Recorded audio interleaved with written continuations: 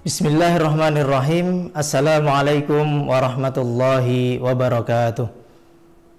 Alhamdulillahi bini'matihi tatimmus shalihat.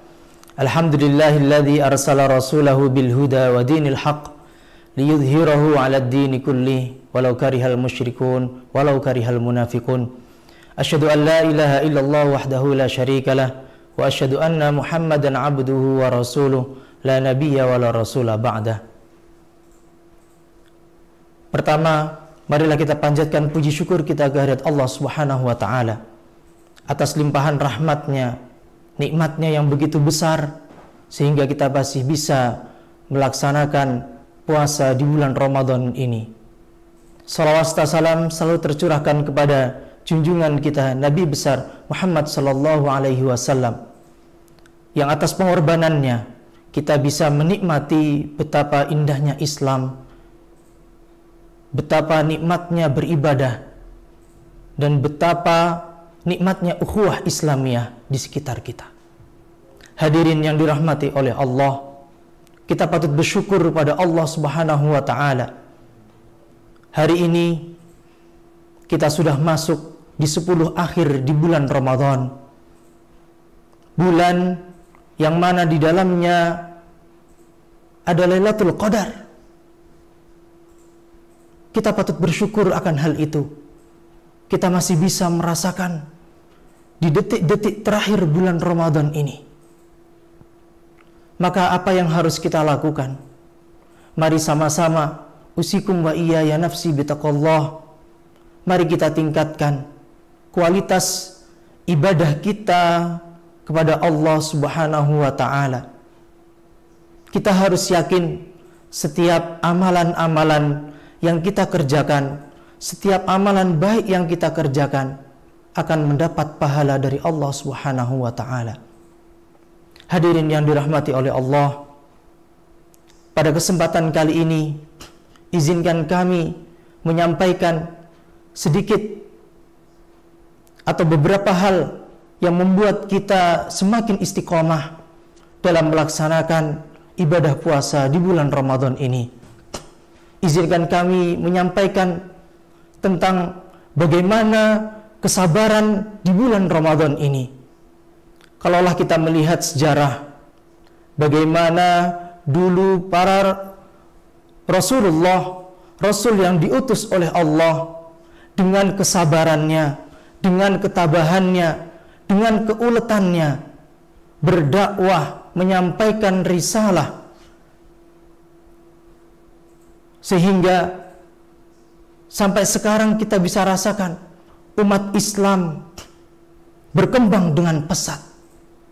Tanpa adanya kesabaran dari para Rasulullah, mungkin Islam tidak bisa sebesar ini.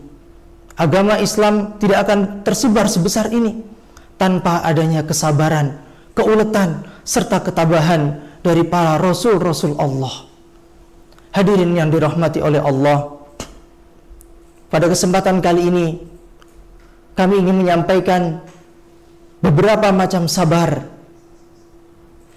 Paling tidak ada 3 macam sabar dalam Islam. Sabar yang pertama yaitu as-sabru 'ala ta'ah. Sabar tentang ketaatan kita terhadap perintah-perintah Allah Subhanahu wa taala. Tidak mudah seorang hamba bersabar ketika menjalankan apa-apa yang diperintahkan oleh Allah Subhanahu wa taala. Salat yang telah disyariatkan oleh Allah tidak mudah ketika tidak ada kesabaran dalam diri hamba tersebut.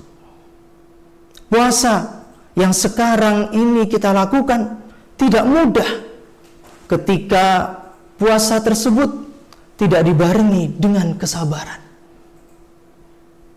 Begitupun amalan-amalan lainnya. Amalan-amalan baik yang diperintahkan oleh Allah Subhanahu wa taala tidak mudah kita kerjakan tanpa adanya kesabaran. Maka bagaimana caranya supaya kita mendapatkan kesabaran dalam melaksanakan perintah-perintah Allah? Salah satu caranya yaitu dengan cara kita bersungguh-sungguh dalam mengerjakan apa-apa yang diperintahkan oleh Allah. Kita bersungguh-sungguh, istiqomah dengan mengharap ridha Allah Subhanahu wa ta'ala. Anak-anakku yang di rumah, ketika kalian menunaikan kewajiban kalian sebagai seorang murid, menuntut ilmu, sebuah kewajiban dan perintah yang diperintahkan oleh Allah, yang janjinya sudah jelas bahwasannya seorang yang menuntut ilmu akan diangkat derajatnya oleh Allah. Bahkan seorang penuntut ilmu ketika wafat dalam menuntut ilmu dicatat sebagai syahid. Itu yang harus kita camkan dalam diri kita masing-masing. Tidak hanya seorang murid, bagi kita seorang guru, ketika kita berazam berbuat dengan maksimal, mengajar dengan maksimal, dengan mempersiapkan materi dengan maksimal, apa yang kita dapatkan? Yang kita inginkan yaitu kita memberikan ilmu yang bermanfaat kepada murid-murid kita, yang mana kelak ilmu tersebut akan terus diamalkan dan diamalkan bahkan sampai kita nanti sudah meninggal. Itulah yang kita harapkan. Maka ketika seorang itu bersabar dan bersungguh-sungguh mengerjakan apa yang diperintahkan oleh Allah, maka dia akan mendapatkan kenikmatan yang luar biasa dari kesabarannya tersebut. Kita harus camkan itu baik-baik, tanpa mengurangi nilai sosial.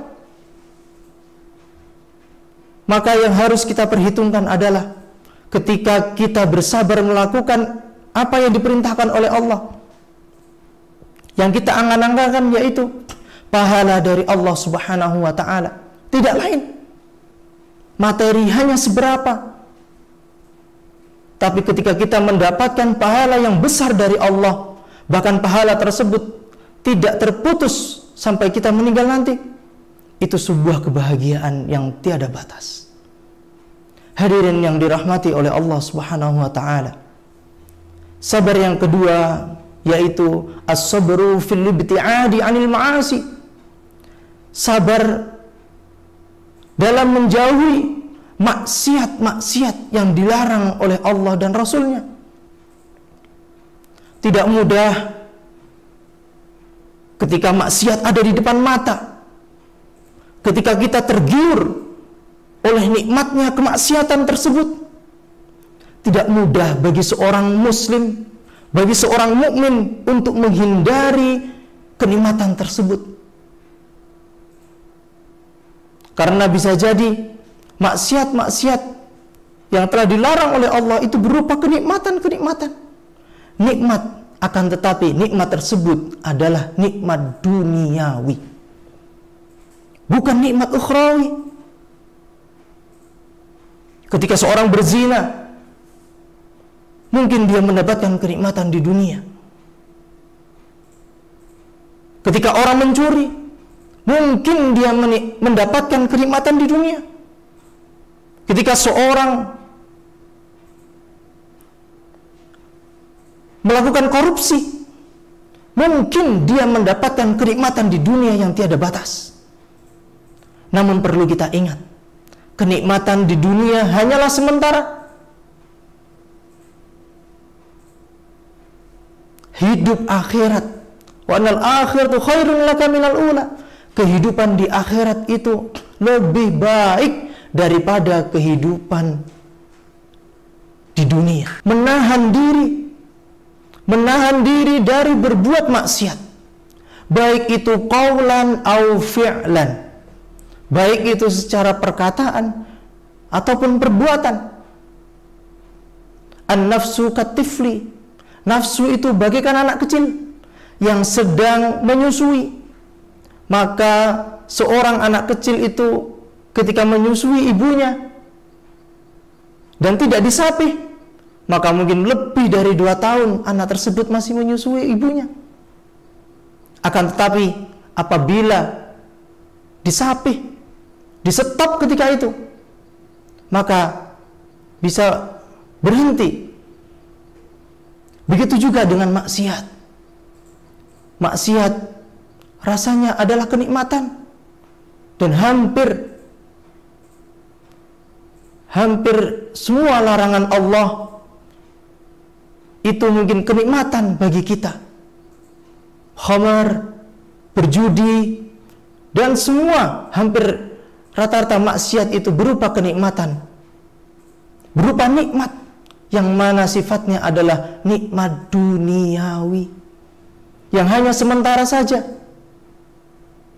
Apabila kita mengejar itu, maka yang kita dapatkan adalah penyesalan dan penyesalan. Hadirin yang dirahmati oleh Allah, adapun sabar yang ketiga, yaitu as-sabru ala qada'illahi wa qadrihi, sabar terhadap takdir dan ketentuan-ketentuan Allah. Pada kesempatan kali ini, pada saat ini, kita warga Indonesia, bahkan dunia, sedang dilanda wabah COVID-19. Ini sudah kehendak Allah. Ini sudah skenario Allah. Sakit yang kita derita, bahkan kematian yang kita alami, kematian yang dialami oleh keluarga kita,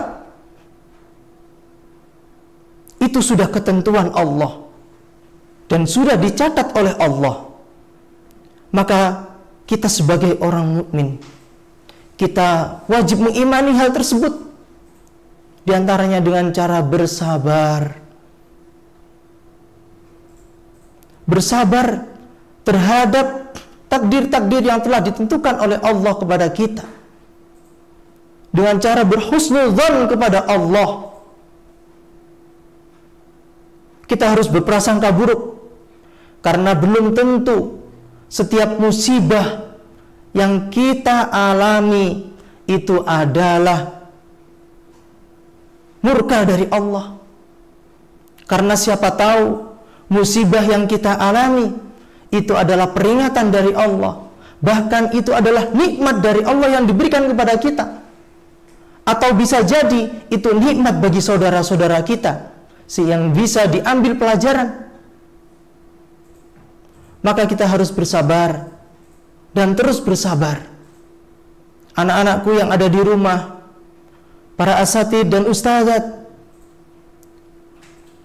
yang dengan kesungguhannya berdedikasi mengajar anak-anak dari jauh, anak-anak belajar baik di akademik maupun di tahfidz, kita harus sabar. Ini semua sudah ketentuan Allah yang patut kita syukuri, karena kita tidak tahu apa di balik musibah, hikmah-hikmah apa di balik musibah yang ada, kita tidak tahu. Maka kita sebagai seorang yang beriman, kita hanya bisa bertawakal kepada Allah. Kita tetap berusaha semaksimal mungkin, kita tetap berusaha berikhtiar dengan cara mengerjakan apa-apa yang diperintahkan oleh Allah dan menjauhi apa-apa yang dilarangnya. Kalaulah kematian adalah takdir bagi kita, paling tidak kita sudah menyiapkan diri kita dengan amalan-amalan yang banyak, dengan amalan-amalan yang luar biasa. Karena ketika kita nanti sudah dipanggil oleh Allah, semua keluarga kita, harta kita, semuanya meninggalkan kita, kecuali satu hal, yaitu amalan-amalan baik kita. Mungkin ini yang bisa kami sampaikan. Semoga sedikit hikmah di siang hari ini dapat kita ambil pelajaran supaya kita bertambah baik setiap harinya. Terutama di akhir bulan Ramadan ini, mari kita bersama-sama bermuhasabah. Mari kita bersama-sama introspeksi diri terhadap amalan-amalan buruk kita yang telah lalu, supaya kita berhenti dari amalan-amalan tersebut dan kita mengubah amalan-amalan yang buruk tersebut dengan amalan-amalan yang baik yang telah kita kerjakan di bulan Ramadan ini. Semoga keistiqomahan kita dalam berbuat baik dicatat oleh Allah Subhanahu wa Ta'ala dan mendapatkan pahala yang berlipat-lipat ganda. Mungkin ini yang bisa kami sampaikan. Yang terakhir, kami dari keluarga besar LPMI Al-Izzah mengucapkan selamat menunaikan ibadah puasa Ramadan 1441 Hijriah. Wa syukran, al-afu minkum, wassalamualaikum warahmatullahi wabarakatuh.